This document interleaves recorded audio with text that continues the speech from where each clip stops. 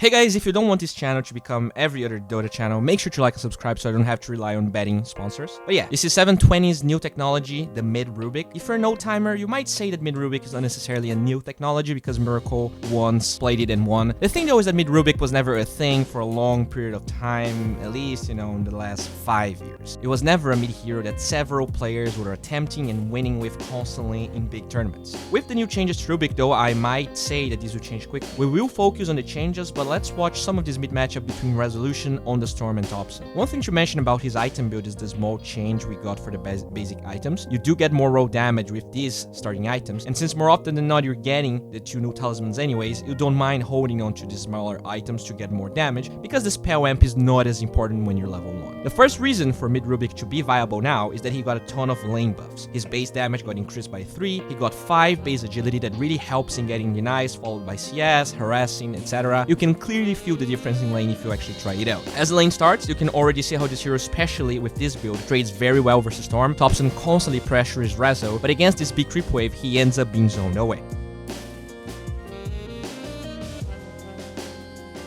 In this game, there's this one play that we can see Topson pulling off that is amazing. Usually, you see people drawing aggro to actually deny the range creep.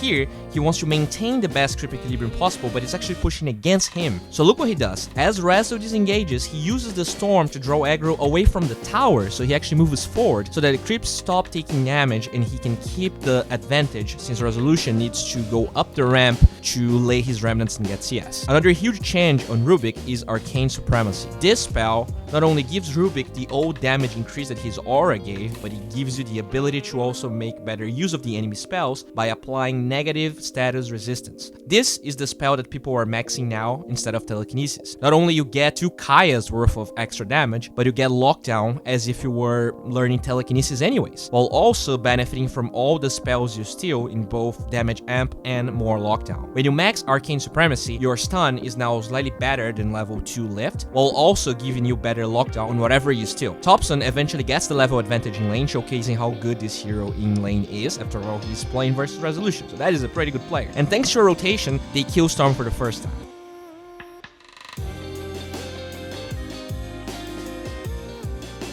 Don't get me wrong, Rubick is great in lane, but he still suffers from all the problems that a core Rubick suffers. He's squishy, he has no natural escape, he's item dependent, he offers very little push, and we will see through this game his team suffering even though they are insanely ahead in terms of net. This is a cool and long fight. They engage on Rubick, and Topson clearly shows that he doesn't play a lot of Tusk. Even then, thanks to the haste, he ends up disengaging. Note how he backpacks all the items while he bottles, giving him the sustain to keep fighting.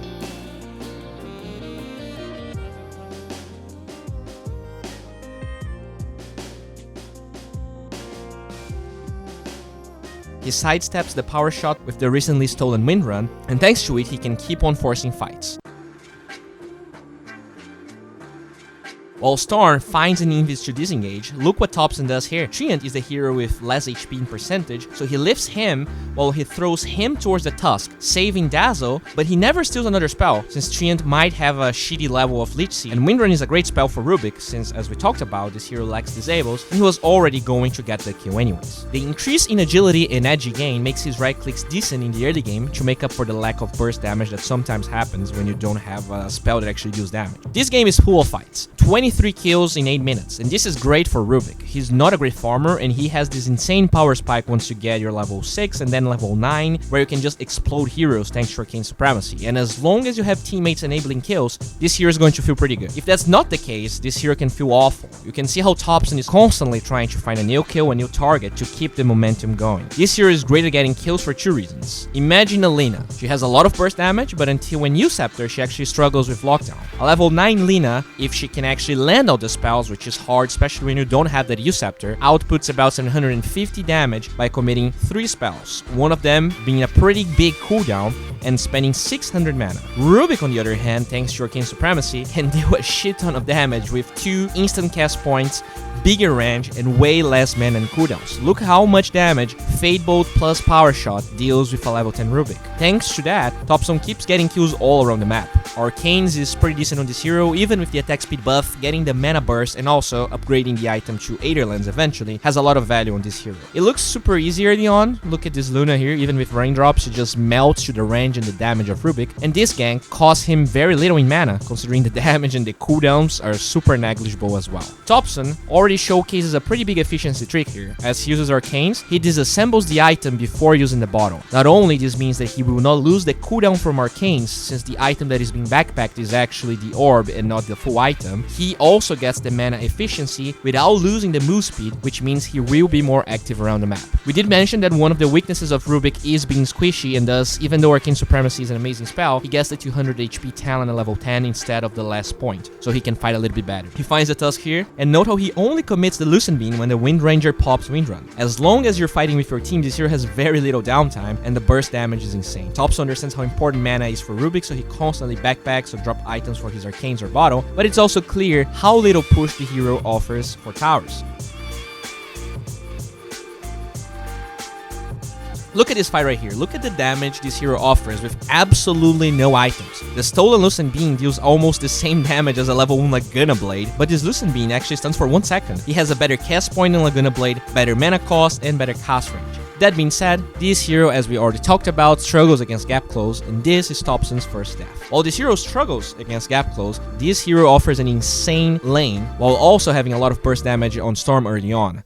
Or in a game you don't get destroyed by storming lane, which I think shouldn't happen, or it should only happen when you're against strong roamers, Rubick is probably one of the strongest storm counters right now. As long as you max your telekinesis, you have a 3.3 duration instant disable. There's absolutely no counter for the storm here besides Linken's or BKB, and that's not even counting a stun that you can actually steal and then pair that up with your lift. Linken's or BKB are very expensive items that don't necessarily give what Storm wants, so it's not going to be his first item anyways. Right here, his power shot deals 460 damage after reductions. Like, after reductions, this is insane. Look what happens with the Wind Ranger. The lift duration is more than enough to set up the power shot.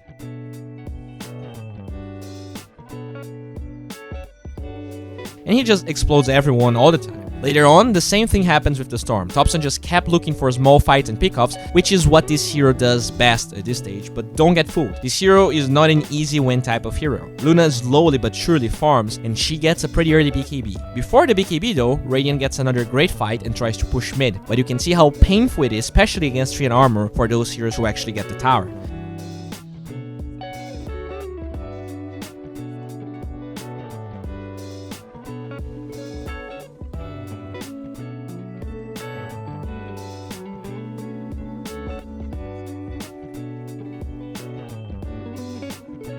Eventually, Oracle TPs to try and stop the Luna, and that's Dire's turn to fight, and they win obviously, since they forced that TP.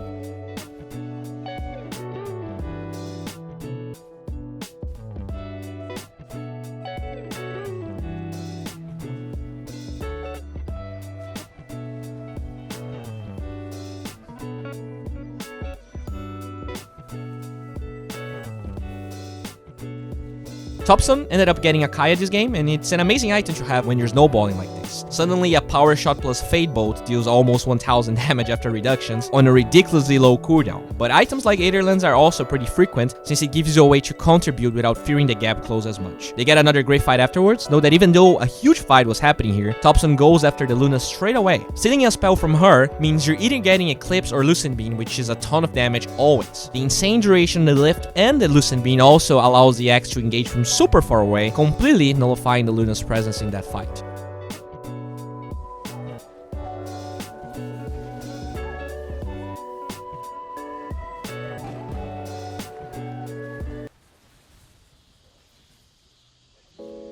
Even then, with 4 heroes dead and no Treant alive, look how poor their push is. Reso is forced to buy back.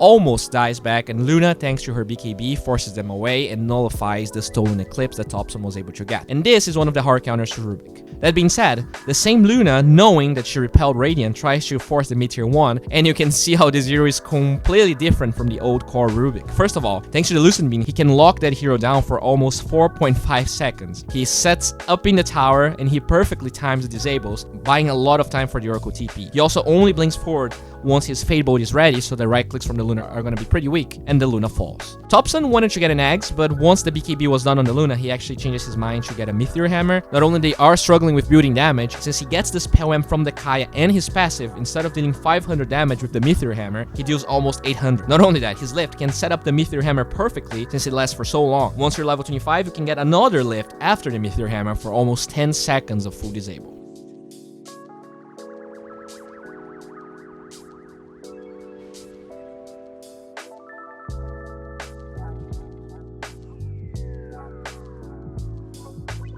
Another great benefit of the item is that it allows you to push a wave even against super creeps with only one hammer, so that's awesome. And yeah, it was not a super smooth win, but eventually Topson wins the game with his team. And I think this hero is going to become pretty popular, guys. I think this passive on the Rubick is so good. Like, you can skip the lift. Lift used to be one of his best spells. You would definitely not get the aura and get the lift so you can actually lock down people better. But now it's like, wow, I'll just burst people down. Even with only 1 point in the lift, they nerfed the level 1 lift so much. As always, guys, thank you for liking, commenting, and subscribing. I do have a new Patreon where you can get your replays cast. It really helps me out since, you know, I'm not getting any gigs, and it just allows me to focus on the YouTube videos and not have to worry so much about other things and sponsors. Yeah.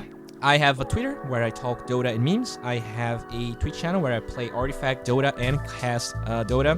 Didn't really start casting Artifact, but maybe. And yeah, thank you all for being here. There's also an Instagram and a Discord channel that you can follow up. Bye.